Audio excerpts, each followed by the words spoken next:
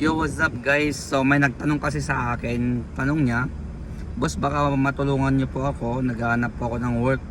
Baka may alam po kayo na pwedeng mapagtrabahuan. Salamat po. Bagong dating kasi ako dito sa Canada, mag-isang buwan na.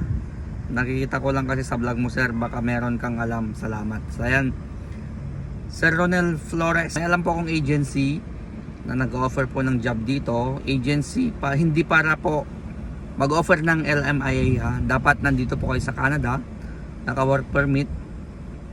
So ang alam ko po na agency is Cantech Services. Yan din po yung unang agency na nirefer sa akin ni na Tita Hazel tapos Tita Nelia. And since then sila po yung nag-offer sa akin ng trabaho. Up until now nandito pa rin ako sa Technion. Yan dahil lang din po sa kanila. So after 3 months of probation here in my work right now at Ergotech, na regular po ako. Hindi pa ako nakapasok sa job na ito unless nagtrabaho po ako under Cantech Agency. Ayan, so meron din pong isa, Nexus Staffing.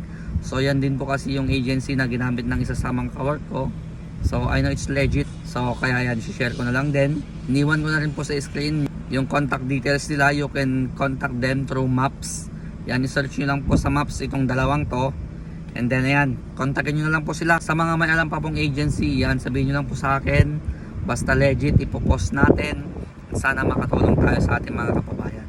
Yan lamang, sa mga hindi pa po naka-follow, sana ma-follow nyo po ako. Yan, pag-share na rin po itong video. And for those who are watching this one on YouTube, please to subscribe and hit the like button. Thank you, bye bye and God bless.